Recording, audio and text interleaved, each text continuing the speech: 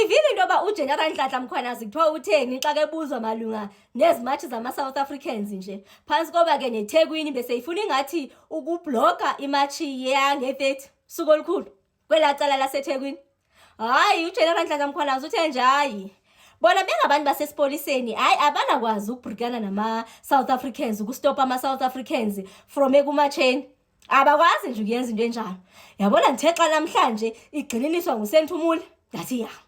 uSenthumule futhi yena wagqithisa watsolisa ngaphaya.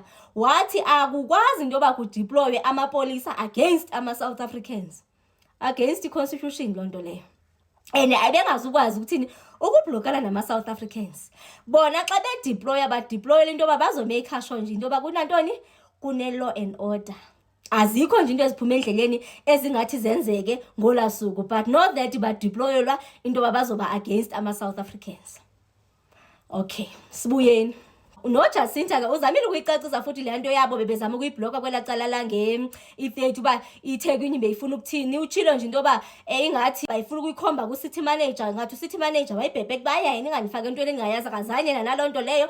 But ke wawatsolisa amagama athi hayi abamanga bayaqhuba nge-30 zikaJuni. Wazama nje ukuyicacisa into beqaleni into bebeke bayibizelwa bongathi abavisisani ngayo yindlela iroute indlela bebefuna ukuhamba kuyo, but kwangathi kuthiwa hayi elaqala linokwenza nabantu baseMalawi bazukwazi ukuya kulo, but bavuma ukutshintsha indlela baya sizohamba ngala indlela sizahamba ngenye. But leyo babese befuna ukubhlokwa hayi bafethu bathi nje ibingazubabhloka nje yona bebengazumisa noba kuthiwani because intoni yi-democratic right yama-South Africans. So ithini into yakhona ithi kuyaqhutywa.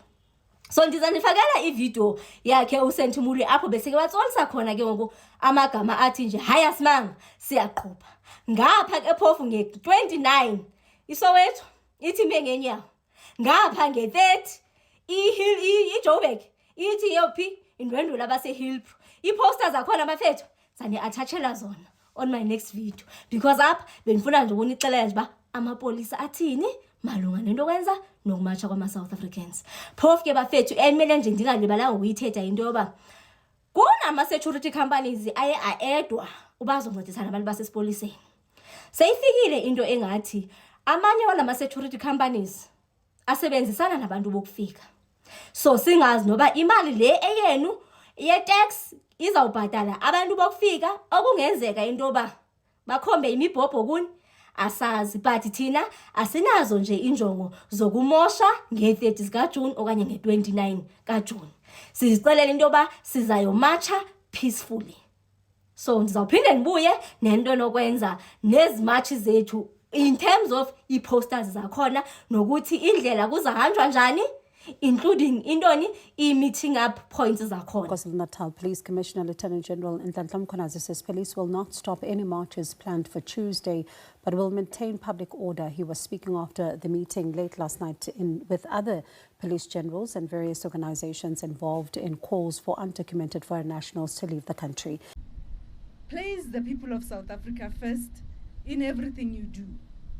We must protect the constitutional rights of all people, including the right to peaceful protest and lawful assembly. We are not deploying against citizens. We are deploying to ensure that lawful activities take place safely and peacefully. I therefore urge you not to allow yourselves to be provoked. There may be individuals who seek to test your patience, challenge your authority, or provoke confrontation.